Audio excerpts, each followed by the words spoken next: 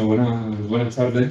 Muchas gracias por venir a pesar del día tan horroroso que hace, lo cual es un mérito más, pero bueno, entiendo que ante una oportunidad como esta, bueno, es difícil resistirse no solamente a la conferencia de Marcelo Castro, a quien agradezco profundamente estar aquí, que desde luego es un honor que nos guste el primer ciclo de conferencias y sobre todo el primer acto cultural que organiza la Asociación de Amigos del Museo Prado y Palacio, en la que colabora el museo y en la que estamos tan orgullosos también de participar. Sobre todo porque es un inicio. Agradezco también a Nelia Casa su presencia aquí, como miembro de la Junta Directiva, al resto de los miembros de la Junta Directiva, a todos ustedes, por supuesto. Decía que es un inicio hacia un camino que yo considero que va a dar un importante rendimiento también y un importante resultado al museo, porque algo que considero fundamental es que la propia sociedad, la propia comunidad, para que se hace una actividad, tome la rienda y sea la que no solamente sea oída, que sea oída por supuesto, pero que sean sus miembros más activos los que promocionen distintas actividades y sobre todo los que desarrollen una forma de ver el museo que es un museo participativo. En este camino siempre os vamos a acompañar y os agradecemos profundamente todas las gestiones que estáis haciendo, tanto bueno, desde vuestro primer acto, que fue la presentación del boletín tan fantástico que realizaste, que ya estáis por el número 2, y todas esas actividades que tenéis programadas que, bueno, seguro vamos a compartir unos momentos fantásticos aquí en el museo. Pues en este camino hoy tenemos a Marcelo Castro, a quien va a presentar como parte de la Junta Directiva Nelia Casa, que tengo aquí junto conmigo. Muchas gracias. Muchas gracias, Carlos. Bueno, pues buenas tardes. Yo quiero dar las gracias también al museo y al director, por supuesto, Carlos, por el apoyo que nos ha brindado en todas las actividades que estamos realizando desde la asociación. Así que quiero dar también las gracias a nuestro presidente Juan Luis, porque me ha dado la oportunidad de iniciarme un poco en estos actos, que soy un poco novata, pero muchas gracias también. Y a Santi, que con tanto cariño y tanto esfuerzo pues, ha organizado este ciclo de conferencias, cuyo inicio pues, lo tenemos hoy con Marcelo. A todos los asistentes, como ha dicho Carlos también, muchísimas gracias, que se del día tan horrible de frío y de viento, pues por asistir aquí, por tanto también vuestro apoyo. Y por supuesto a nuestro ponente, Marcelo, a quien, bueno, yo siento una gran admiración, también tengo una amistad con él, y bueno, pues por su generosidad de aceptar nuestra invitación y de pues iniciar nuestro ciclo de conferencias, que es uno de los platos fuertes que tenemos preparado. Voy a presentarlo, bueno, arqueólogo de profesión y un entusiasta trabajador en la conservación de bienes de nuestro patrimonio. Empezó investigando el territorio de la ciudad iberorromana de Atalayuela, en Puerto del Rey, y más tarde pasó a investigar y difundir el patrimonio arqueológico de Marroquíes Vascos, en Jaén Capital. Y desde hace unos años todo su trabajo y pasión pues, están centrados en el conjunto arqueológico y en el Museo de Castro de Linares. Ha colaborado en muchísimas publicaciones y también con la Universidad de Jaén y con otros organismos. Y bueno, yo no voy a extenderme mucho más, simplemente quiero eso. Darle las gracias de nuevo a él, a nuestro director y nada, darle paso a la conferencia que se va a titular La Dama Flavia de los Robles, ¿no? No. Un poquito más largo. Me era imposible reducirlo tanto. Vengo a hablarles de la dama, pero sobre todo de los robles. Y vamos a empezar con los robles. Estupendo. Espero que lleguemos a la también. Bueno, muchísimas gracias.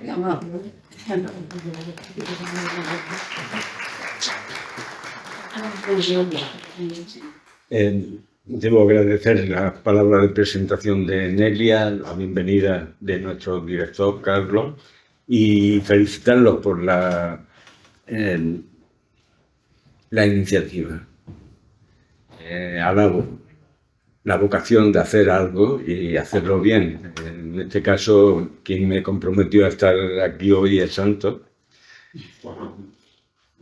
Y la verdad es que me siento como en mi casa, en este museo. Bueno, mi casa primera ya saben ustedes que está en Linares por ahora, así que esta en todo caso sería mi segunda casa. Pero tengo recuerdos más de cuando estudiaba aquí cerca en el Instituto Virgen del Carmen de pasar las mañanas y las tardes perdidas visitando este museo y no sé hasta qué punto esa experiencia o esas visitas reiteradas acabaron influyendo en mi dedicación profesional en el futuro. Pero lo considero mi casa, por lo menos en algunas instituciones tienen una dimensión íntima con ella y ese es el caso que, en definitiva, no me podía negar, lo que quiera. ¿Vale? Hay que corresponder a lo que se hace. Me comentó Santos que habían decidido como asociación de amigos del museo que se adoptara el nombre de don José Prat y Palacio y que como icono de la asociación iba a estar la Dama de los Robles. Y fue algo que realmente no me sorprendió, porque en realidad es ya un icono y se va el normal que hubieran pensado en ella. Había traído unas imágenes, vamos, me voy a apoyar en ellas para ordenar lo que tenga que decir. Si el título era un poquito más largo, era imposible. Yo he querido poner de relieve la dama como era el encargo, pero también el sello. Ese es el principal valor que tenemos, la vinculación de los muebles con lo inmueble. Y un ambiente. José Luis Serrano habla de un Jaén periurbano, un Jaén suburbano, en la misma dirección. La ciudad histórica no interesa porque encierra la historia de nuestra propia ciudad, pero también nos interesa el entorno, porque en estos años hemos ido conociendo que además de la ciudad existe el campo, y el campo admite muchas formas de estar. Así que, lo que les decía, la Dama de los Robles se convirtió en un icono prácticamente inmediato. No sé cuánto tiempo lleva ya esta imagen puesta. Yo creo recordar que fue inmediatamente después de la llegada de la Dama. Las excavaciones fueron 2005, 2006, pues seguramente 2007. Ya estaba esta banderola ilustrando o llamando al público que pasa por el paseo de la estación, que discurre por el paseo de la estación, invitando a su sección de arqueología, una llamada. Y ahí sigue. Supongo que alguna vez la cambiarán. Y no solamente eso. Esto es una guía que publicó nuestro amigo Juan Vicente Córcola en 2020 sobre la ciudad de Jaén. Y nada, ahí tenemos los baños árabes, que menos, la catedral, San Ildefonso, nuestro Padre Jesús. Y a ese nivel entra la Dama. También la tenemos ahí. De hecho, parece más bien que el vaso ibérico, que es la otra que querían resaltar en la portada, lo hubieran puesto como complemento de la Dama más que de una etapa distinta, pero ahí la tenemos. Así que no me sorprendió que finalmente pensaran en la Dama porque tiene esa capacidad de atrapar. Y lo primero que nos atrapa de la Dama, de cualquier escultura, es que pudieran ser manos. Que detrás vemos una persona concreta, de manera que eso no seduce. Por otra parte, también le advertí a Santos, y quiero empezar por ahí, que yo no era la persona más adecuada para hablar de la Dama, ¿no? Apareció en el contexto de esas excavaciones en 2005 y 2006. En 2007 ya se publicó en la revista Musa el director de la excavación, el compañero Antonio López Marco, y el profesor Luis Baena del Alcázar, un especialista en escultura romana y que también contribuyó en su día al inventario de la arquitectura, de la escultura romana de la provincia de Jaén. Así que un entendido del primer nivel en ese tema. Y no solamente fue esa primera publicación Musa, después se publicó en otra revista de la Universidad Pablo de Olavide y volvieron a presentar la dama. Y ya por independencia, solamente el profesor Luis Baena de Alcázar volvió a insistir también en otra publicación posterior en el tema. Hay mucho ya escrito y eso es siempre un beneficio para el patrimonio que custodiamos, que lo conozcamos y sobre todo que lo conozcan otros, que lo vean con otros ojos y ya no quiere decir que no se pueda volver sobre la dama. A mí esta convocatoria me ha hecho repensar algo sobre la dama, no mucho, pero por lo menos darle vuelta a lo que otros han dicho para revisar eso. Y por otro lado, el sitio. Es el valor principal, como les decía. Aquí tenemos otra dama y tenemos otras esculturas. Pero el hecho de que sepamos exactamente dónde apareció nos remite al contexto. Y por tanto, multiplica su capacidad de significar algo. Detrás de la dama hay unos hechos. Y esos hechos han dejado, algunos muy dolorosos, han dejado la huella en la dama. De manera que ese es un valor que no tiene otra cultura del museo, que es el valor, digamos, documental. Ya no solo el obra en sí mismo, sino el contexto del que procede. Es como la evidencia del crimen. Si la encontramos el muerto, punto. Se acabó nuestras indagaciones. Pero si investigamos el entorno, no es posible que lleguemos a unas conclusiones sobre las circunstancias. Trasciende la propia obra, el valor documental que tiene la dama. Y eso tiene que ver con el sitio. Y el sitio, aparte de la extensa documentación que la excavación generó en su día, ha sido también estudiado por mucha gente, pero especialmente por José Luis Serrano Peña y su equipo. De manera que en muchas publicaciones, pero la última que yo tenga registrada. De manera que yo no voy a decir nada que no esté dicho ya antes sobre el sitio. Entonces ya la duda existencial, ¿y qué vengo yo a decir aquí? Si todo lo han dicho ya otros. Yo quiero llevar este tema a mi terreno. Y mi terreno es el patrimonio, los bienes patrimoniales y el valor de esos bienes patrimoniales. De manera que esa es la dirección que vamos a seguir hoy. Viendo una oportunidad en que tengamos la dama y el conjunto de esculturas que la acompañen, la tengamos expuesta en este museo. Y me consta que próximamente veremos cómo se vuelve a presentar al público. Me gustaría que algo similar ocurriera respecto a los robles. De manera que los materiales remitieran al sitio y el sitio a los materiales. No es nada imaginativo, es lo que hacemos todos los días en Castro, que es una forma de recuperar patrimonio para la ciudad. Sin duda, en los dos casos, adelanto las conclusiones, son bienes patrimoniales muy relevantes, en gran parte por su singularidad. De manera que no solamente se han recuperado y los conservamos, sino que encima se han estudiado. Y tenemos algo que decir sobre esos materiales. Hay un relato. Desde un punto de vista patrimonial, eso es lo más importante. Podemos irnos a la documentación de muchas actividades arqueológicas, a las memorias finales que se van generando. Y será una descripción de los trabajos de campo que se han hecho. Pero no hay relato.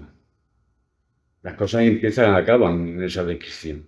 En cambio, cuando miramos a la dama, también tenemos que mirar un hecho histórico relevante. La concesión del derecho latino a la ciudad y la constitución de Auge. De manera que una cosa no se puede entender sin la otra. Y en términos actuales, ese momento se podría considerar como un cambio constitucional, porque lo fue, del ordenamiento político vigente, pero yo suscribo y me siento comprometido con la misma valoración, pero también significó un cambio en el modo de producir. De manera que eso se parece más a una revolución que a un cambio de constitución, o un cambio constitucional que implica una alteración profunda de los... Y en ese contexto surge esto. Así que ese es el fondo. Pero tenemos ese fondo para saber cómo tenemos que interpretar o leer la Dama de los Robles.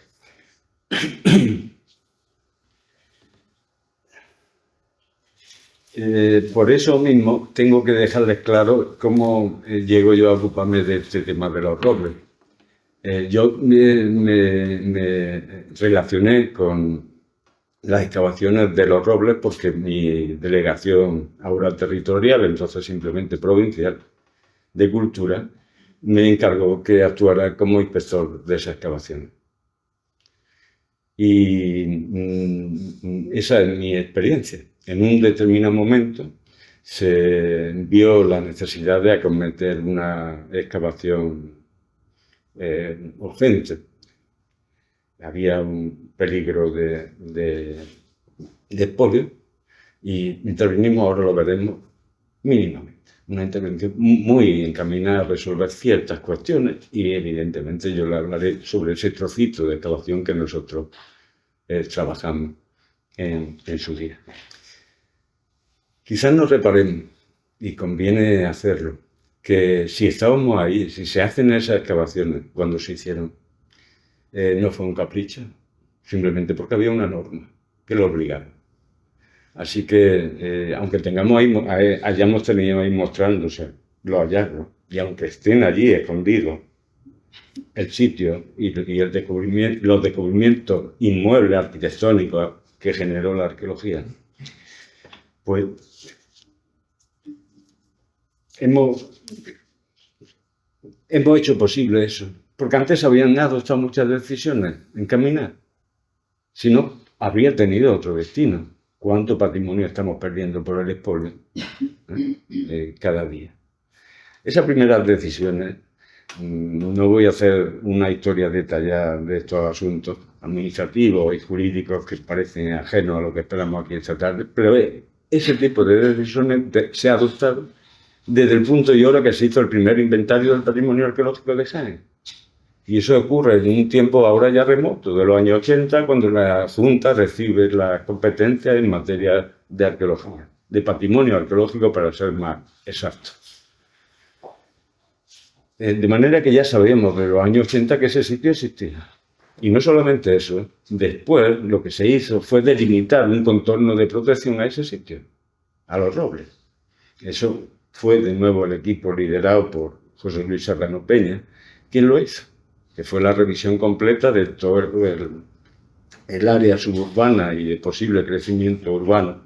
Digo que por esa es la razón por la que se hizo entonces eso. Para ver. De manera que ya sabíamos que existía allí. Y eso se hizo para que finalmente fuera recogido como normativa en el planeamiento urbano. Una normativa específica. Y concretamente los robles, desde principios de los 90, están recogidos en el patrimonio, en las normativas de protección del patrimonio arqueológico de Jaén, al mismo rango, al máximo rango, de la catedral. No desde el aspecto monumental, obviamente, pero sí desde el aspecto arqueológico. Un sitio conocido, documentado, y donde no tenemos ninguna duda del interés que pueda, que encierre su subsuelo. Y entonces estaba en ese nivel. Pero no solamente eso. Luego resulta que entre medias aparece otra normativa, que es una específica aplicada a la zona de Marroquíes Bajo. Y la historia que tenemos entre manos se desenvuelve en el límite de dos normativas de protección, que es el Vial Norte. El Vial Norte, Cuétara, La Pajarita. Ese tramo del vial. De manera que había un tipo de normativas prácticamente convergente, al menos en una parte del sitio. Cuando se planteó hacer ese vial, sabíamos exactamente el potencial. No sabíamos exactamente lo que había, pero sí que era un sitio que había que, ya de partida, sabíamos lo suficiente para saber que tenía un interés relevante. A base de esa normativa, fueron los promotores públicos y privados de la obra los que han venido acometiendo la investigación arqueológica. Y a partir de esos resultados, la administración competente ha decidido si los proyectos podían seguir adelante o no. En este caso concreto, se estuvieron excavando prácticamente simultáneamente dos áreas de este mismo sitio. Una dentro de Marroquín Bajo, digamos a este lado del vial, y otra al otro lado, una zona verde prevista en ese sector. Veíamos cómo emerger, tener unos datos de superficie, tomados en la superficie, de repente había datos más contundentes. En el caso de la necrópolis, una serie de monumentos funerarios, aparte de otras decenas o centenares de tumbas más sencillas, que ordenaban un espacio directamente ordenado por esas tumbas y, según apuntaba el excavador, posiblemente relacionado con el camino. Otro valor adicional que cobra importancia. Tenemos a los vivos en el asentamiento y a los muertos. De manera que ya tenemos otros dos espacios que dialogan entre ellos. Otro aspecto desde un punto de vista documental interesante. Tenemos dos espacios básicos. Vamos a ver algunas imágenes. Esta ya tiene su tiempo, ¿vale? Yo tenía pelo, cosa que ya no tengo tanto, ¿vale? Esa fue esa pequeña intervención que les decía. En este caso se presentaron los resultados que habían dado la excavación arqueológica previa a la que dirigía López Marcos, y a partir de los resultados que se habían obtenido, se hizo un informe, se adoptó una resolución desfavorable al proyecto, porque había que conservar estos restos. Aparte de los que hoy nos traen aquí, que están adentrados ya en la zona verde que quedó, estos estaban había otros muy importantes directamente bajo el vial. Y eso eran una almazara de época romana, con 6 prensas, y una tecnología que francamente no hemos visto en ningún sitio. Y completaba su vez otra, la que había aparecido con las mismas dimensiones en Cuétara, con cronologías similares. Los cálculos que han hecho, han barajado quienes han investigado esos dos establecimientos, estamos hablando de instalaciones dispuestas para molturar millones de kilos de aceituna. Con lo que también tiene una singularidad importante, y eso quedaba debajo del vial, sin conocer otra referencia. Por lo menos si hubiera otra, y exactamente igual, bueno, tendríamos una compensación, pero es que en este caso estamos ante un elemento único. Y bueno, no tengo yo que decir el interés que puede tener el patrimonio de Jaén vinculado al Olimpo. Está. Esto no es que no lo tengamos que inventar nosotros, es que está. De manera que también es relevante en ese sentido. Es algo que tiene que ver con la identidad actual de esta provincia y tiene una cierta relevancia. Pues les decía que, como se adoptó esa resolución negativa, se fue a una modificación del proyecto. No vamos a entrar en detalles porque desde un punto de vista urbanístico deja bastante que desear la solución que finalmente se adoptó. Pero preservó el asentamiento y la necrópolis. Eso significó que hubo que modificar el trazado previsto inicialmente para ese vial y hubo que cambiar también sus dimensiones. De manera que el vial finalmente se ejecutó en el espacio que separaba a los vivos de los muertos. Y ambos los teníamos en 2 zonas verdes, donde en principio, dependiendo ya la fórmula que se obtuviera, se puede integrar. Tampoco pensemos en un sitio para ser visitado por la arqueología, sino que lo que estamos pensando es mejorar la imagen urbana, mejorar la calidad de una determinada zona verde como espacio cotidiano. además del aprovechamiento cultural o turístico que pudieran llegar a tener en algún momento. Y allí siguen, pendientes de esos bienes de que llegue su momento. En concreto, la excavación se hace porque se cavó parcialmente una piscina. Realmente se localizaron 3 lados. Iba a quedar un frente de excavación expuesto, un par de metros de terreno, expuesto en la misma piscina, donde habían aparecido las culturas que aparecieron, que tuvieron la repercusión mediática que la tenían. Ahí el expolio estaba asegurado. Si habían aparecido esas culturas tan estupendas, no sabíamos si era poco o mucho, en ese lado de la piscina, porque no en otro. Y entonces se hace esa pequeña intervención para salvar el peligro. La única manera de evitar un expolio más o menos anunciado era que lo recuperáramos nosotros antes. Así que en eso estuvimos trabajando. Este que ven aquí es el primer corte que se plantea. Teníamos estas 3 partes ya, estos 3 lados que estoy señalando, y siempre actuamos igual. Por mala que sea, hay que construir una hipótesis y ver qué sucede. La mayoría de las veces nos equivocamos, por supuesto, pero poco a poco, confrontando la realidad con nuestra hipótesis, nos vamos acercando un poco. A nosotros lo que temíamos realmente, que no se cumplió, es que tuviéramos un estanque parecido al que tenemos en la Manzana C, de unos 60 metros de largo. No sabíamos en qué consistía este espacio, ni teníamos ninguna previsión. Así que ese primer corte se hace para saber si era cuadrada.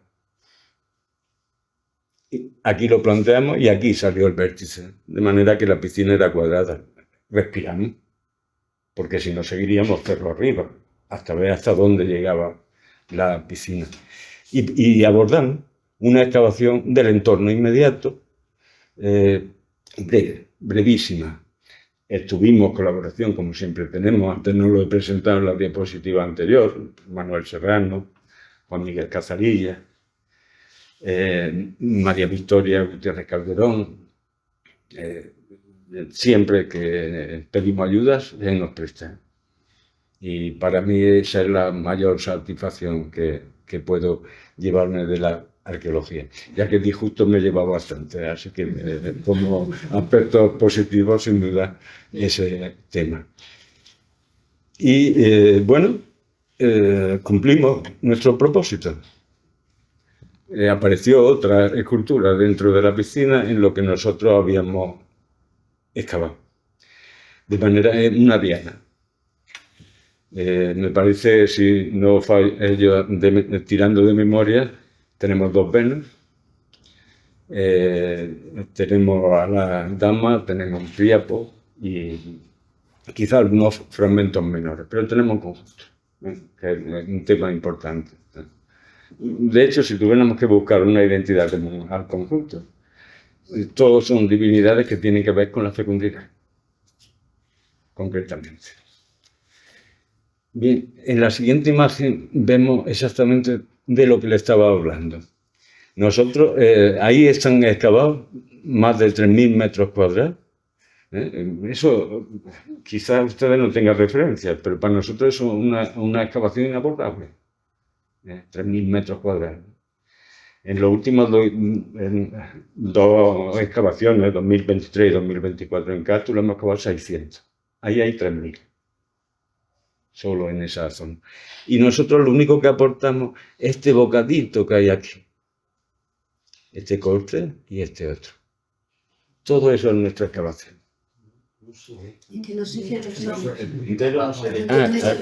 entero. Bueno, es que tampoco me puedo acercar a la pantalla, pero un trozo pequeño. En el borde este, en el que...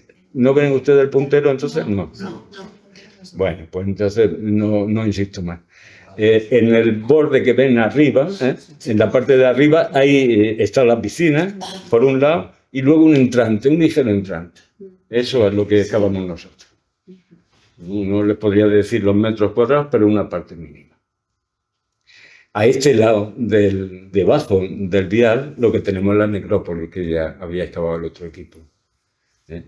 Y todavía estaba en pie el cortijo de los robles, con dos árboles que le permiten identificarse desde fuera. Un ciprés y una palmera que pasó mejor vida. El ciprés me acerqué expresamente antes de ayer para asegurarme que estaba en su sitio. Y está en su sitio. Lo único que lo acompañan un montón de pinos y están oscureciendo al ciprés, ¿no? Ya apenas se reconoce, pero porque está medio oculto.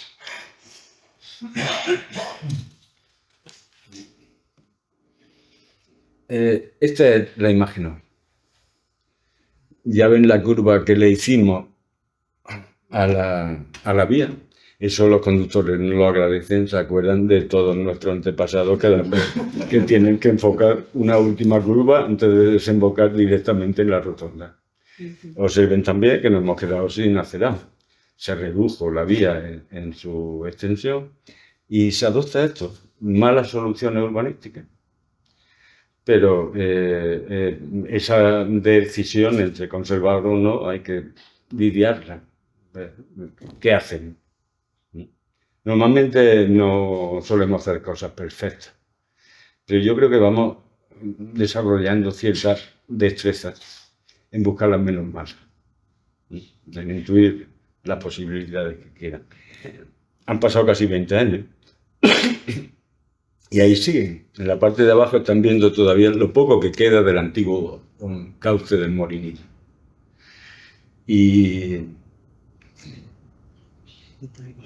Y en el otro lado, en el borde, pegando a la actual vial, son las excavaciones de por donde iba el vial antiguo, que se han desviado. ¿Vale? Al desviarlo, con lo que ahí tenemos un frente de conservación importante. Nos queda mucho por saber de este sitio, pero sabemos bastantes cosas. Lo que no sabemos es cuándo esto se va a poder abrir al público. Sería una pregunta bastante pertinente.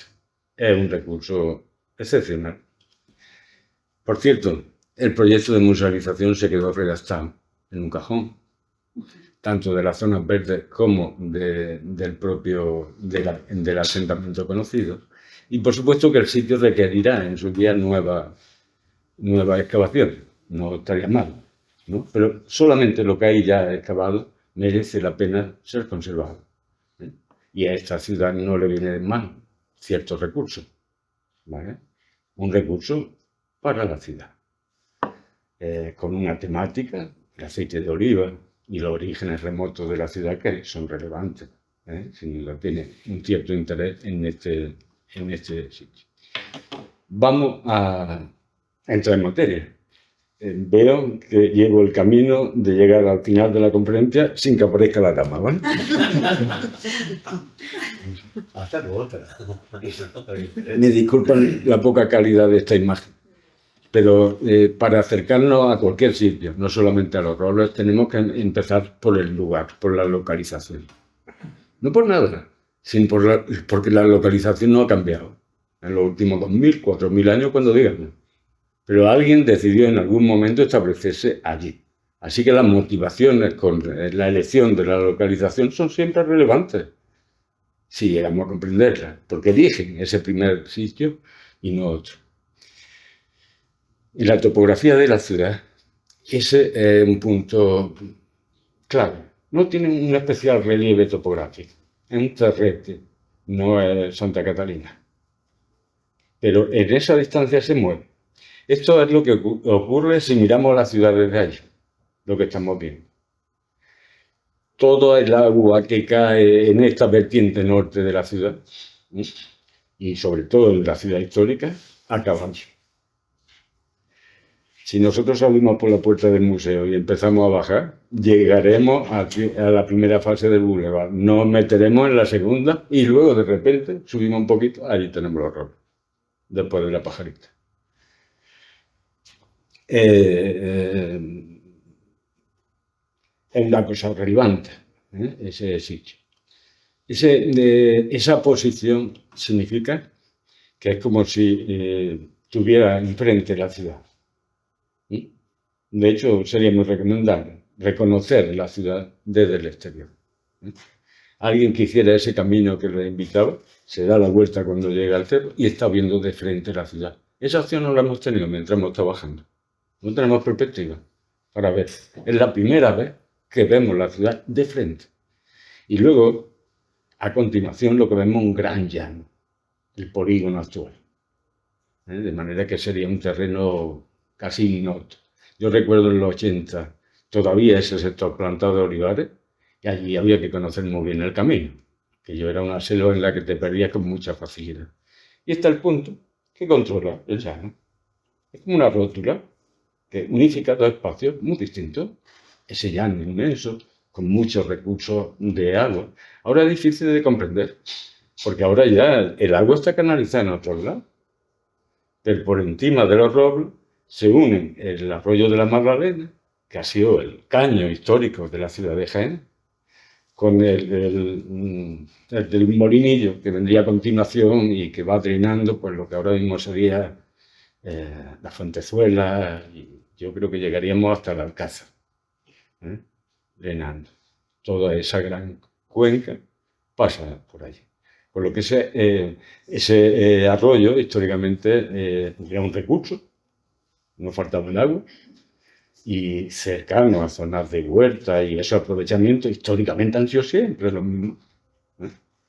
Estamos hablando de época romana, pero también tenemos en el mismo cerro de los Robles ocupación de época islámica. Está todo, el ibérico antiguo. En realidad el sitio es como un resumen de la secuencia de la ciudad en pequeño. Y eso es un valor a tener en cuenta. No obstante, lo que descubrimos tenía bastante complejidad. Dejando fuera las necrópolis, dejando fuera el molino de aceite. Esto era la zona más cercana. En la parte de abajo, este cuadrado que tenemos era la piscina emergiendo. Esto me gustaría señalarlo, pero no se me ocurre cómo hacerlo. Bueno, a ver si consigo la descripción. Ahí estamos viendo, para empezar, un cuadrado, un establecimiento cuadrangular. En esta zona de aquí, pero claro, como ustedes no ven, el puntero no lo ven. Vemos un cuadrado, una primera fase de edificación. Después vemos un patio aquí, que gira. O sea, otra obra distinta, que ignora ya la preexistencia. Luego, sobre eso, aparece el edificio de la piscina. Y aún después aparecerá otro gran edificio con doble ábside. Eso es muy complicado. Ese solapamiento, que es básico en la estratigrafía urbana, entenderlo eso tiene una cierta complicación. Así que el esfuerzo tanto del equipo que en su día lo excavó, como de los que después han revisado esa documentación, yo lo tengo que agradecer mucho.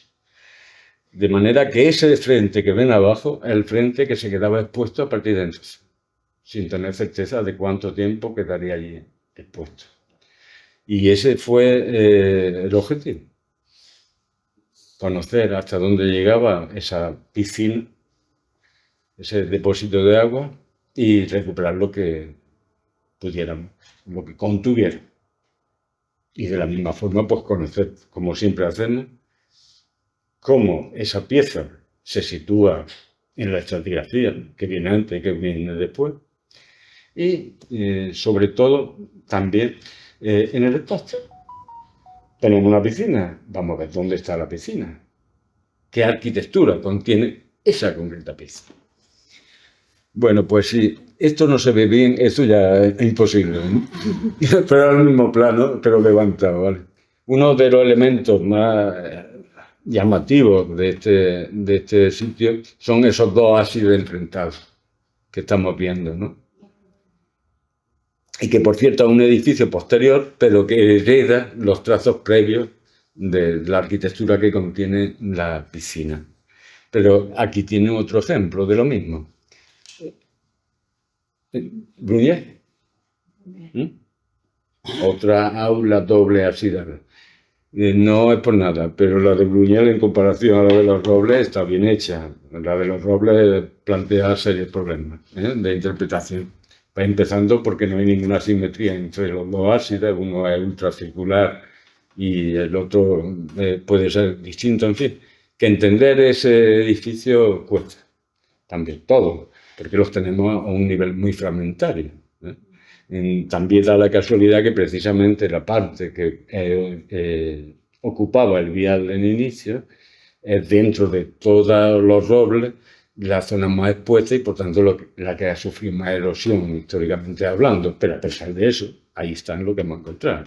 Y el que se ve a la derecha, ese ábside, debía de ser muy alto porque quiere con San Juan. Sí, siempre hemos pensado eso. Y el otro también, quizás no tan grande, quizás no destaca.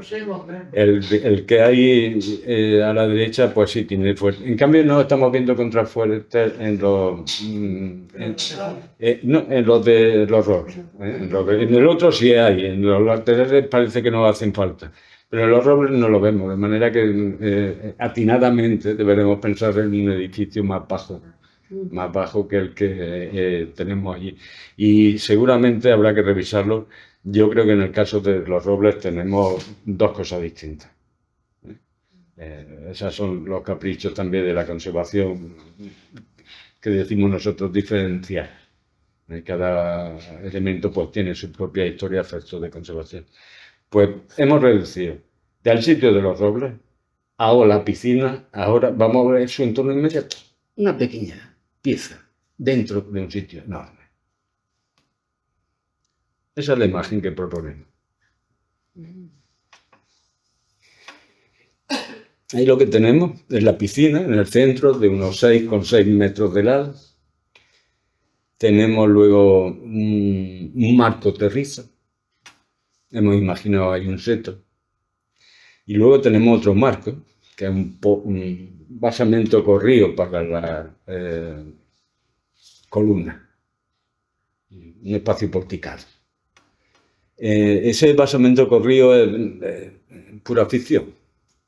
La columna también es ficción nuestra, ¿vale? En el sentido de que no sé si en la excavación se hayan documentado algunas de las columnas que pudieron haber estado allí. Realmente lo que vimos allí era que cada columna busca el cimiento en el fondo, y que lo que nosotros observamos era el primer trazado de la columna resuelto con ladrillos circulares. Y sobre esas columnas de ladrillo se hace o se camufla el podio. El podio no tiene una capacidad portante, es puramente decorativo, de cierre de ese espacio. Y a partir de ahí pudieran haber sido columnas o pudiera haber continuado la columna de ladrillo y estar revestida de algún tipo de estuco o demás. Cualquier solución sería viable. Luego de ese espacio no tenemos, tenemos constatar solo dos entradas. Una situada en eje con el edificio y otra que es claramente una puerta trasera. Una entrada secundaria, situada en una esquina. El desagüe de la piscina pasa por debajo de esa puerta. Va desde una esquina a esa puerta que ustedes están viendo allí. Esto ha sido interpretado por el excavador y también por José Luis Serrano como parte de la villa, de la parte, digamos, doméstica y residencial de la villa, como una pieza de ese.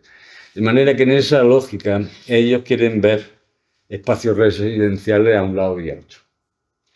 El caso es que en nuestra indagación no lo vimos. En el lado de arriba que ustedes ven, que es más cercano al arroyo, porque directamente lo tenemos perdido, pero lo que hay a continuación en la misma época es un desnivel, con un desnivel considerable, es otra cosa. Nada que ver con los pavimentos de mosaico ni con los estucos que tiene esta pieza. Está a otro nivel y es otra cosa completamente distinta.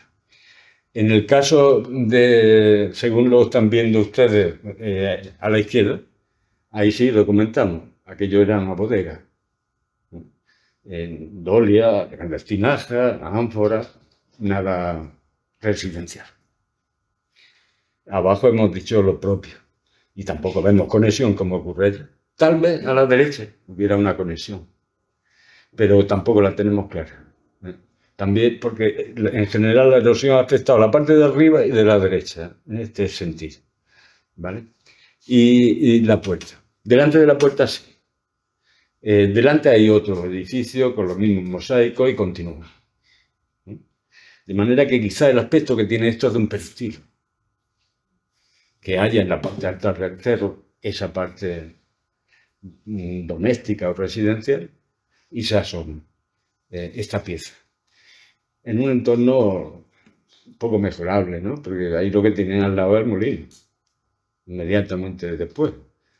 Y estamos en el borde del arroyo, no es un sitio especialmente privilegiado, pero eso es lo que hay. Lo que hemos podido detectar ahí. Podría ser eso, pero no extraña.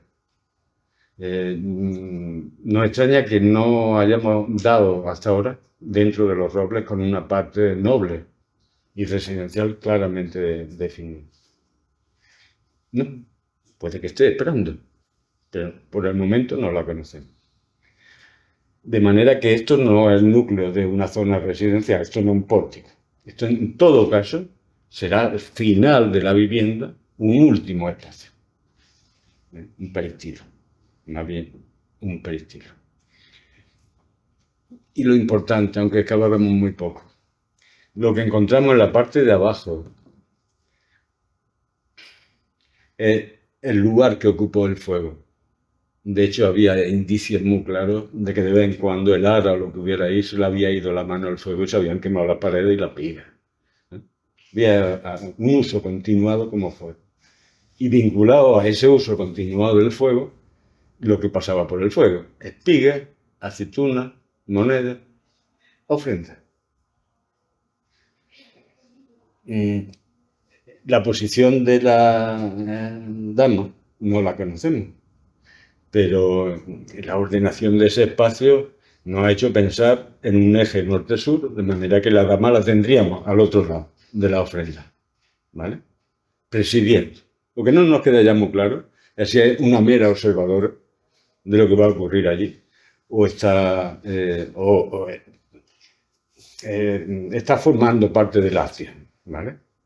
Si debemos considerar esta cultura, no digo al mismo nivel, pero al mismo hilo que las demás divinidades, o la vemos ajena a ese conjunto.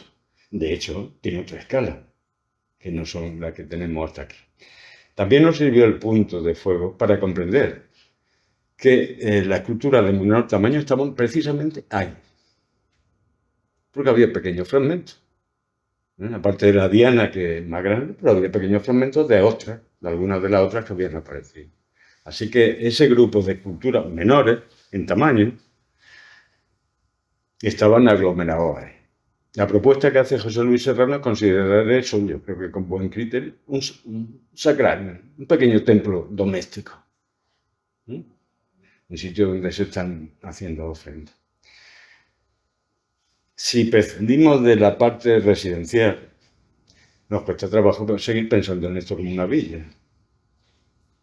Si nos vamos a la cronología, también nos cuesta trabajo seguir pensando como una villa, porque habría aparecido en un tiempo muy temprano y luego una perduración que en algunos casos ocurre hacia época medieval, pero que no deja de ser una rareza. La ocupación de los robles se inicia como mínimo en el Ibérico Antiguo, lo tartésico, y de ahí sigue. Y luego hay otro tema que es importante, o por lo menos a mí me asalta la duda, no tanto por lo que nos falta, sino por lo que tenemos. Una fábrica de aceite capaz de molturar millones de kilos, y vamos a entender que la instalación se ha hecho adecuada al uso que va a tener. Eso implica una actividad, ¿cómo llamarla?, casi fabril. Eso no está pensado en molturar la aceituna de una finca. En todo caso, es una finca enorme. Y no es esa la imagen, ¿eh?, que las prospecciones y en algunos casos excavaciones de todo el entorno de los robles nos está dando. Ahí hay mucha pequeña propiedad, ¿eh?, simples casas. El campo está muy habitado. Nos vemos una finca enorme, por lo menos en ese momento. ¿Vale? De manera que hay que buscar un nombre para esto. Lo mismo Villa no es el más acertado. José Luis Serrano planteaba una duda. Esto en muchas cosas no se parece a una villa. Tenemos muchos términos para referirnos a asentamientos menores en el campo. Bueno, casa lo podemos seguir usando. De hecho, yo creo que una de las aportaciones más importantes en el reconocimiento del poblamiento romano es ver que existen otras cosas en el campo que no son las villas. Que es una pequeña casa campesina donde hay un espacio que existen. Lo que pasa es que como no eran la élite edificando y han dejado restos más modestos, han tenido que esperar muchas épocas para que nos interese igual los de arriba que los de abajo. Pero seguramente ese es un tipo de asentamiento romano mucho más frecuente en toda la campiña que las villas. Un arqueólogo italiano, Andrea Carandini, decía, y siempre me ha parecido muy significativo, la villa, en el fondo, es la excepción dominante. ¿Sí? No todo el campo se está explotando desde villas. Hay distintos avatares a través del tiempo. Así que aquí tenemos un problema, que hay que identificar de qué estamos hablando para este asentamiento al que le sobra la parte fluctual o está sobredimensionado. Y por otro lado, le falta todavía partes que sería inseparables. De hecho, la evidencia que tenemos sobre esa parte residencial son indirectas. Si pensamos que ahí tiene que haber una parte noble y residencial, es porque algunas de las tumbas que han salido son monumentos fantásticos. Así que gente como el crío que ocupara el sarcófago de plomo que se ha estado exhibiendo hasta hace poco y se seguirá exhibiendo, una joya de oro para un niño. Y los recursos de mármol, de soluciones, son iguales. Son son edificaciones muy nobles, muy notables. Luego habrá muchas tumbas comunes. De manera que esa gente deberá vivir ahí. Por eso ellos buscan la parte residencial, para no buscarle una explicación. Pero que en todo caso no la hemos encontrado hasta ahora. El único espacio que se acomodaba más a eso era esto, que es un sacrario. Yo le veo un problema de escala. Un sacrario se resuelve, pues sí, puede estar en un peristilo, puede estar en algún punto del atrio, en algún punto de la casa. Un peristilo es un lugar recurrente. Pero aquí es que parece que todo es un sacrario. Todo funciona conjuntamente. De manera que lo mismo, aquí también necesitamos otra palabra. Lo mismo tenemos que ver, no siendo, que es evidente, un templo urbano, qué tipo de lugar religioso o de edificio religioso puede estar establecido en el campo. ¿Vale? Y aquí una alegría de mi compañero Paco Arias, del que es responsable, del que las imágenes van todas a su cargo, las que estoy utilizando, de cómo sería eso. Un primer plano, con el lugar donde estuviera la ara, donde hemos visto que estaba en la ofrenda y donde hemos visto los efectos del fuego. La piscina intermedia, con el sector separándolo. El ara ocuparía ese espacio terrizo de 1,60 m que tenemos. Y en el otro lado, presidiendo lo que allí sucede, la rama. La cabeza se encontró en el rincón, arriba a la derecha, en la esquina, puede ser ese el lugar. En cambio, los demás fragmentos recogidos en algo en torno a la llama, que desconocemos. O bien un mueble de madera, o bien un altar en las zonas que no hemos acabado de excavar. En todo caso, ahí estaríamos viendo lo que ocurre en el patio desde la puerta. Y la puerta trasera que les decía la están viendo al fondo a la izquierda. Así que yo lamento muchísimo que ustedes venían a saber algo más de los robles y de la dama y todo lo que le planteo son dudas. Pero es lo que hay, que no hay otra cosa, ¿no? Una aproximación a la arquitectura, ¿no? Tenemos una pieza y a partir de ahí estamos tratando de abrir el zoom y entender cómo encaja esa pieza con otra. Dos partes diferenciadas, una estrictamente productiva y esta que en principio debemos considerarla un espacio religioso. Vamos al tiempo.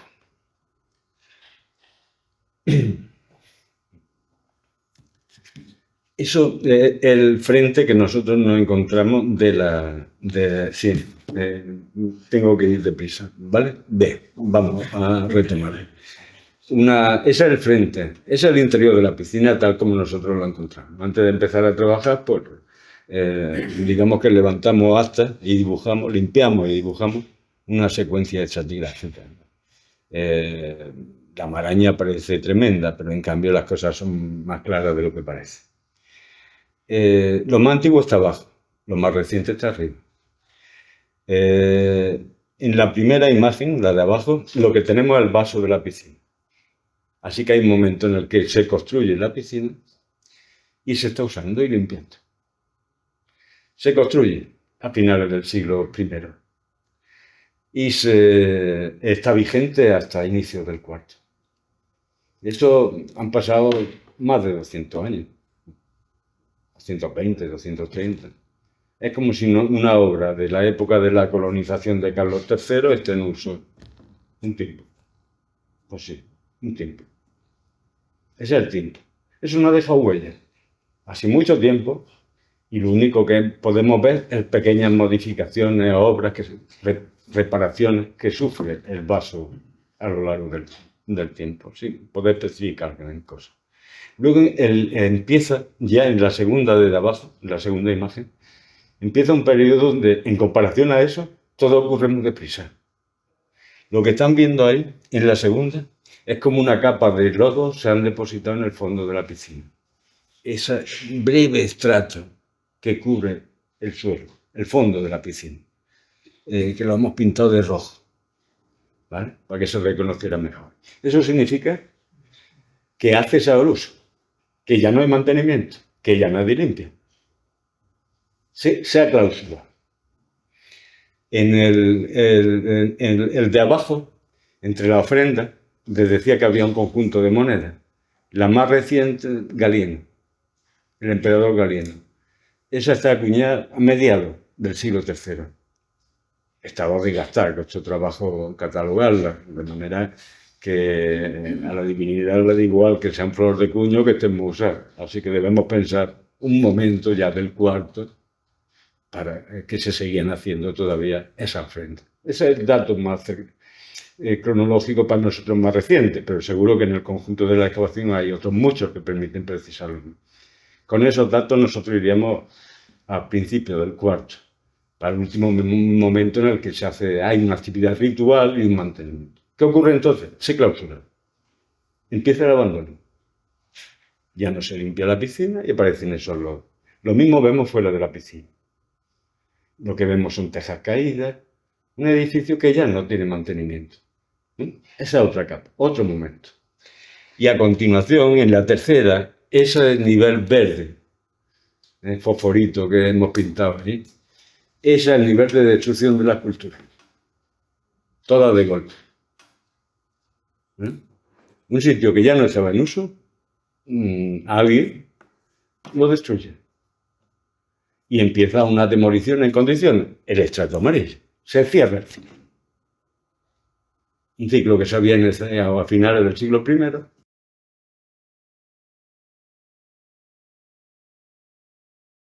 Esa cosa nueva va a ser la gran nave con doble ábside, que en parte va a reutilizar los muros preexistentes o marcan su orientación general. Así que piensa en la complejidad cronológica que puede tener un sitio. Si esto es un pico de excavación y nos ha permitido matizar esta serie de cosas. Y cerrando.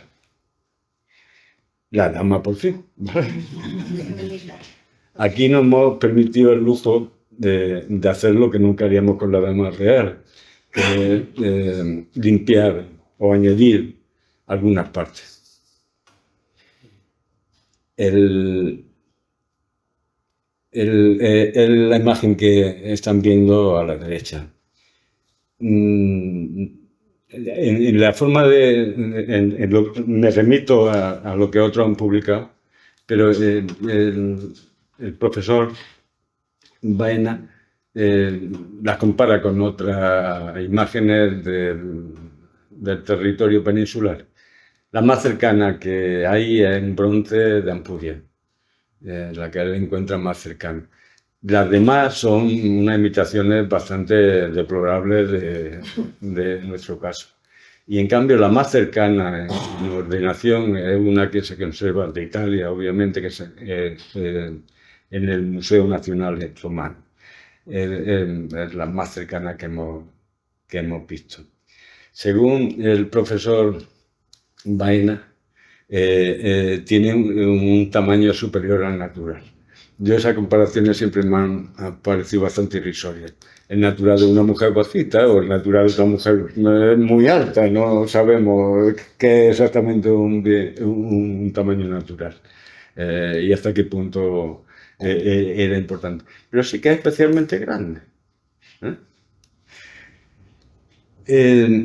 Seguimos hablando de una dama. El profesor Baena plantea que sea la domina de esa villa hermana.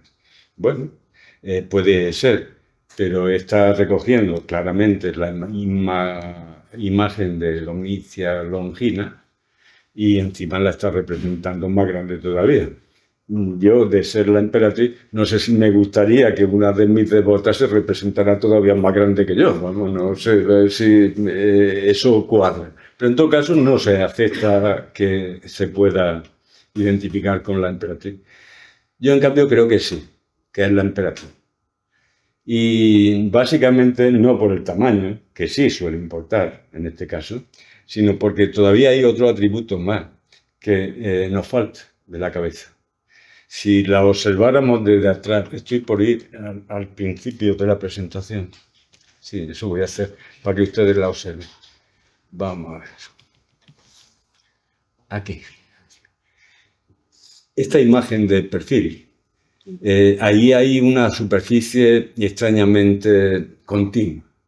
Ahí no tenemos el relieve, el volumen del resto de la escultura. También señala el profesor Baena que con lo grave que está en general toda la pieza, que mal le han hecho la oreja, ¿no?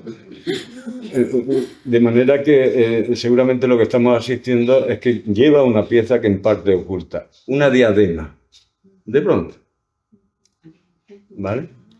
En mármol no conocemos muchos casos, pero en alguna aparece la diadema. En la moneda siempre. De manera que imaginen a la señora, aparte de ese tupé extraordinario, por encima, por detrás, por decirlo así, no sé cuánto. Voy a volver al final y lo vemos un poquito más grande.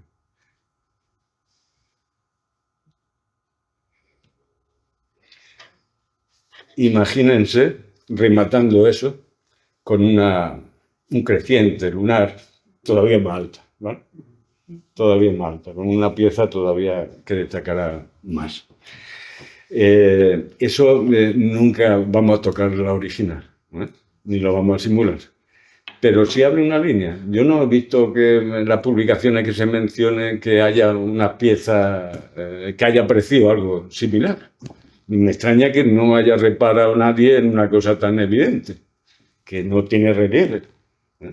Y que en cambio en la representación de esta misma emperatriz están presentes. De manera que yo ya no puedo dejar de imaginarla con una luna todavía más alta rematando. Una diadema que para cualquiera que la hubiera se le antojaría una mismísima corona, ¿vale? Así que digamos que son pruebas circunstanciales, pero en todo caso están apuntando a otorgar un mayor relieve a a esta escultura. Estaremos hablando de la presencia de la propia Casa Imperial en el edificio que se está haciendo. Y esa posición, en un lado, de alguna forma están asumiendo la función de Kaiser. No me extiendo mal, prometí que acabaría hablando aunque me costara trabajo, pero sí les pongo unas imágenes rápidas. Que la deben entender como un juego.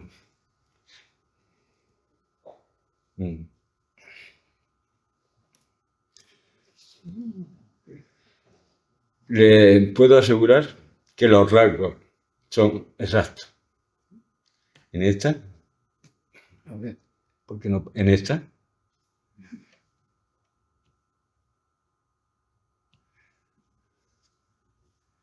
vale, por Dios.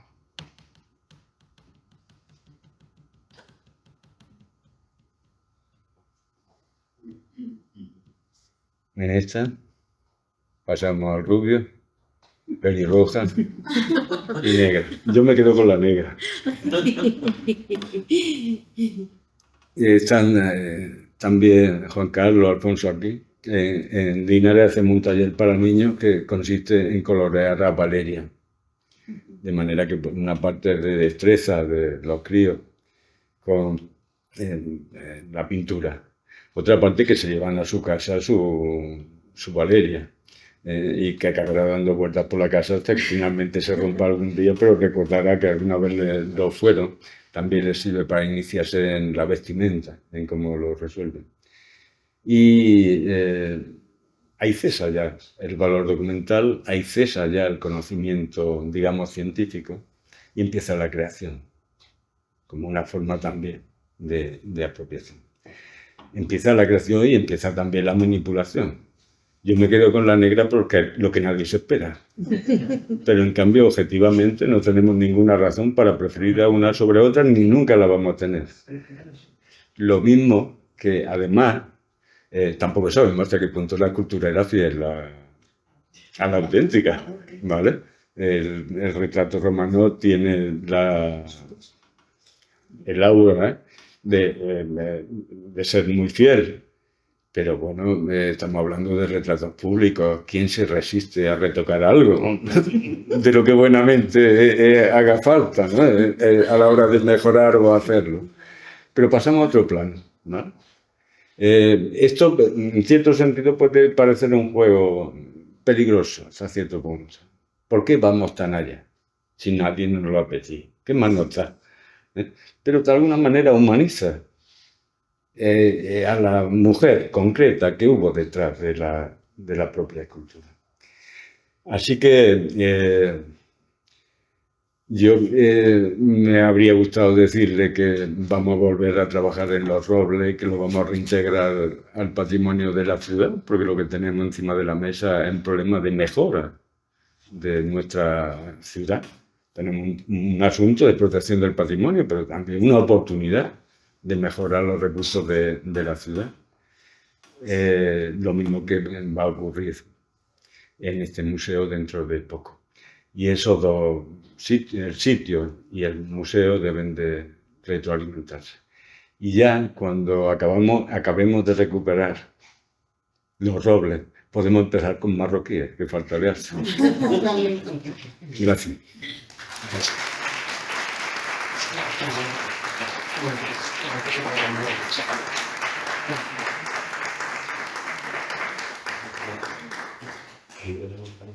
Estoy a su disposición. ¿Alguna pregunta, alguna duda o son todo dudas? Sí, yo quería preguntarte los terrenos que hay donde van a hacer las mega vueltas estas solares, ¿están relacionados con esto? ¿En esa misma zona? Sí, estamos arriba. Sí. ¿No? Digo que por lo visto también hay Sí, en general, en ese caso, la normativa pasa por los estudios de impacto ambiental y son pocos los sitios que tienen su propia normativa de protección en el planeamiento urbano o por cultura. Pero también el medio ambiente es quien tiene que ver el impacto de cualquier obra sobre lo que a nosotros nos puede parecer más obvio, como la fauna o la flora, pero también lo tiene que ver con otros recursos del territorio como el patrimonio. De manera que esos megaproyectos llevan su propio estudio de impacto y ahí se contempla también si hay que adoptar medidas o si directamente en algún caso no fuera viable o la afección fuera tal que no se justificara. No conozco el detalle de esa en concreto, pero dentro de lo que cabe tendrá un impacto visual, pero al patrimonio suelen afectar muy puntualmente, literalmente porque son puntos de apoyo muy puntuales los que en el mejor de los casos afectan. Pero en todo caso, para eso está la normativa medioambiental, para analizar ese impacto. Cuando hicieron la planificación en la ampliación urbanística de Marroquín Bajo, ¿no hicieron antes una prospección arqueológica? 94. Sí, 94. Es decir, haciendo una prospección arqueológica ya se debe de Ah. primero excavar y después planificar. Sí, pero va dos pasos por delante. Se prospectó todo y hay datos que no se me van de la cabeza. 69 sitios arqueológicos en toda la zona donde se había programado el crecimiento urbano, que esa banda que vemos que surge, este vial que surge de la carretera de Madrid, llega en la planificación urbana a La Mora. Sí, sí. Así que eso fue lo que se hizo más detenidamente para ver lo que había. En la zona de Marroquí se detectaron muchas pequeñas, pero nunca a partir de los datos de la prospección, ni quienes lo hicieron, ni quienes lo supervisamos, llegamos a ver el poblado de Marroquí. Esa certeza solamente se tuvo cuando ya las obras estaban en marcha. Y por eso la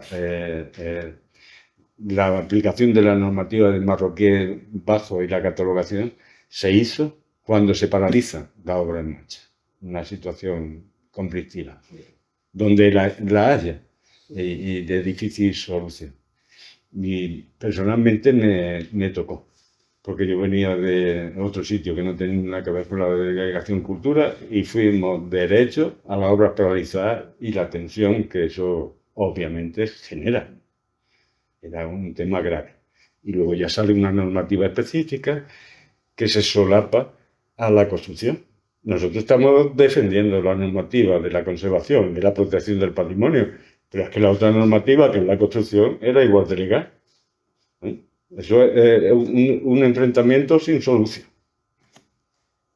En la Villa de los Robles, en la Almazada, ahí vino una visita que bueno, yo prácticamente la organicé, la propuse en una reunión a nivel cultural relacionada con la cultura del aceite en la historia. O sea, la historia del olivo, más que las calidades.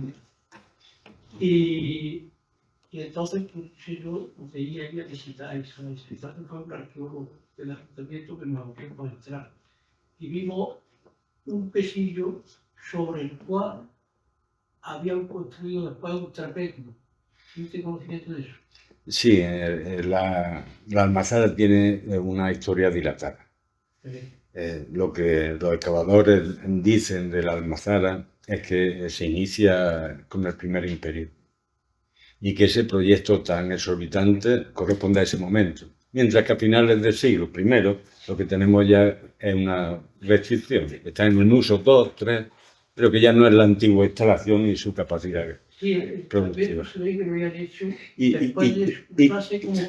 Y cambia, efectivamente, cambia la tecnología del prensado a lo largo del tiempo. Hay dos tecnologías sucesivas. Hay otro con la misma circunstancia en el Museo de Baena, el Museo de Baena, idéntico. Y otro contrapeso también muy notable en la glorieta que hay por encima, en la segunda fase del Gran Eje, cuando subimos para arriba. Ese contrapeso lo estuve yo siguiendo, que dio muchos tumbos por Jaime. No, ese salió en la vivienda tal. Sí, pero lo apartaron varias veces con las máquinas. Y entonces yo fui a la Diputación porque me dijeron que se estará con la Diputación. Pues si quería me daban permiso para llevármelo. Porque yo dije, un día de esto lo echaron a un vertedero. Y ya entonces eso espabiló la cosa, lo pusieron en esa glorieta donde está. Es que yo estuve detrás de eso con los hijos de salvar. Y digo, yo cuando quiero ir a un sitio, pues van a por eso. De todas maneras, si lo pusieron ahí es porque alguien le dijo que lo pusieran ahí. Yo no dije que lo pusieran. Nosotros sí, nosotros sí. Lo que sí, permiso para llevármelo que me quedó. Lo que no veíamos es la pieza en mitad del garaje. Un pesillo igual que ese estaba en esa caída, en la granja de perros esa que hay por bajo del cementerio viejo. Hay una coronita de un olivar que yo ahí entraba de noche, más una vez patrulando y había un pesillo ahí, que ahí lo habían llevado. Yo ese tema, Y de ahí desapareció. ese tema, como conoce el libro José Luis Serrano, mejor que yo como interlocutor en el mundo del aceite en época romana. ¿Alguna otra pregunta? Marcelo, ¿sabes si se ha hecho algún estudio comparativo entre la cabeza y de la dama y las monedas, el retrato de las monedas de época?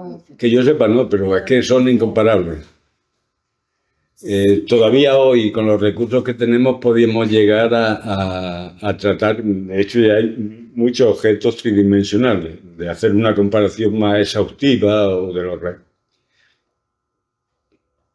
Hemos estado jugando también con ese tema. Como ya tenemos el modelo 3D, lo hemos estado comparando con otros modelos cercanos, con el mismo tema. Pero eso ya estaba resuelto. Eso básicamente no se ponía allí el escultor a ver cómo se ha levantado hoy Domiciano, sino que hay una serie de retratos tipos que son los que se repiten. Por lo que este nuestro no es un retrato nuevo. Ya está. Pero en comparación al italiano, este tiene mejor factura que el italiano. Está hecho mejor que en ese caso. Y debe responder a un tipo. Lo mismo no es el tipo más frecuente. Quizás en esa revisión futura, eso está muy lejos de nuestro campo.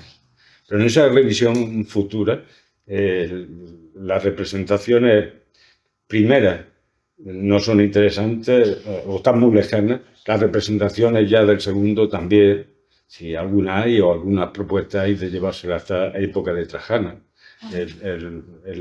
la obra. Pero que lo que corresponde al momento de Domiciano en el poder, 81-96. Y sobre todo el tratamiento y la corona de Augusta es la que está determinando en este caso. Y nada, me he contenido y hablamos un poco de Castro, y eso, pero que esta temática curiosamente, entre las culturas pequeñas, dos Venus, por si no había duda de que tenemos entre manos. Creo que eso es el tema del mosaico de los amores también, Venus. Yo te quiero hacer una pregunta. Cada vez se de que fuera una cortijada y no una villa, Bueno, una cortijada asociada a una almazara, como ahora hay muchas fincas que tienen un cortijo asociado a una almazara. ¿Y Sí. lo otro fuera una especie de capilla o no tiene...? Lo que pasa es que el cortijo, como tal, no conocemos en época romana. Ya. La palabra Yo estoy de diciendo, origen, lógicamente, la actualidad del corte, corte, la también lo idea. me siento que quiere que le dé una respuesta. Yo creo que esto no tiene que ver con una villa. Esto es un establecimiento industrial, quizás relacionado con la recaudación de impuestos, de aceitunas que tienen que transformarse en un primer horizonte. ¿En qué se ha convertido eso? Después del impacto de la creación del municipio a finales de siglo, pues a lo mejor entonces sí. Pero esa inmensidad, el impuesto se está cobrando en especie, hasta la municipalización seguramente en muchos casos. Y por tanto, lo que es excepcional es las instalaciones para molturar la aceituna. La producción puede venir de donde venga. Y desde luego no se van a llevar la aceituna a Roma, se la llevan ya al líquido. Bueno, pues también estamos produciendo ahora aceite para que salga de Jaén. Es decir, que la opción sería un edificio más bien de tipo administrativo. o en términos jurídicos, aunque no, Sí, para- no he pensado yo nunca, o por lo menos no tengo resuelto, otra duda más, es qué forma arquitectónica puede adquirir un dominio imperial, un punto donde se están produciendo cosas especiales y que es directamente la Casa Imperial la que administra y dispone a su libre antojo. Ana. No, en cuanto a lo que habéis dicho era almazara, que en realidad yo lo que tengo leído es que no hay otra almazara tan grande en el Mediterráneo como esta almazara, eso es ahora una posición excepcional. Y bueno, aunque ha salido noticia en prensa, creo que la mayoría de la gente, pues no ha sido buena noticia porque ha sido reciente. Así que voy a dar la buena noticia. Yo soy compañera de Marcelo, compañera de muchas familias, de gobierno de muchas cosas, de la Jubilación Provincial, y precisamente han venido los fondos de los fondos europeos, de los fondos NGRS, donde una de las líneas de actuación va a ser la recuperación de la vía romana del Norte. La verdad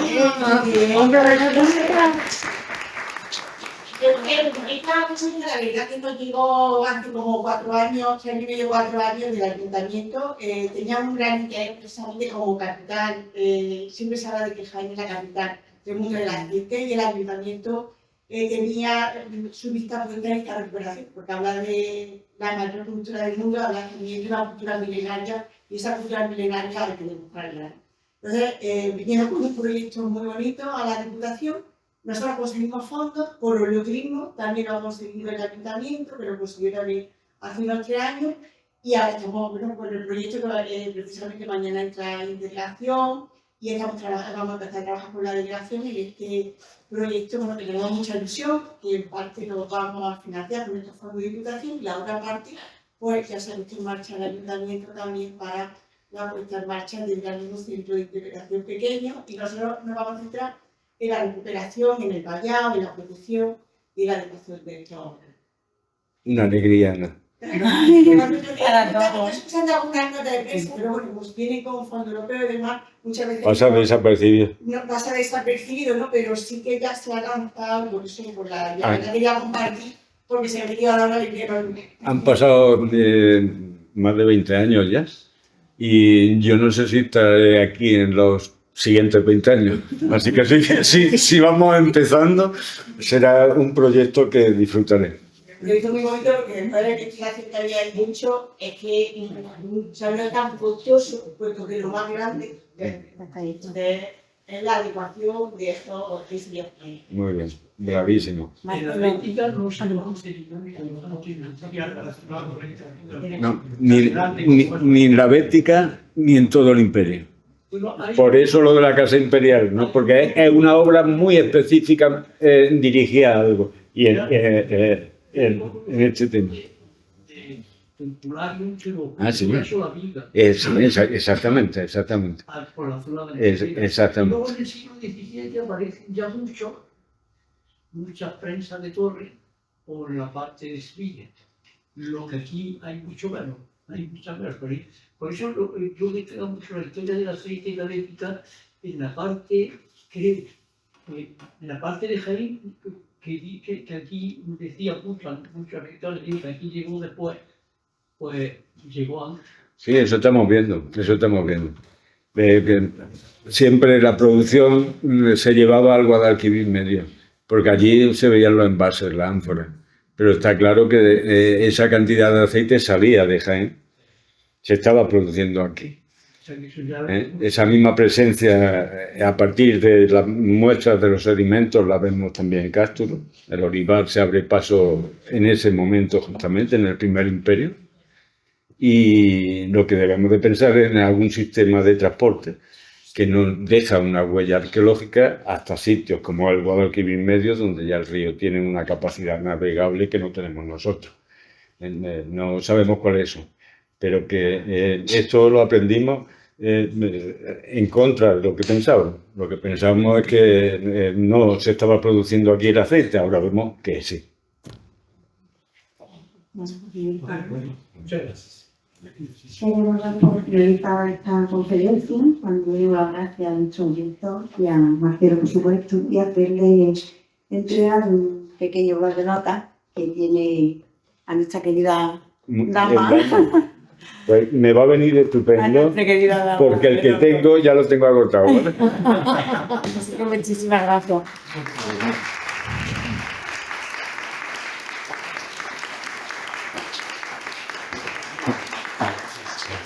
Bueno, muchas gracias. Cada uno a su casa, que está lloviendo. Marcelo.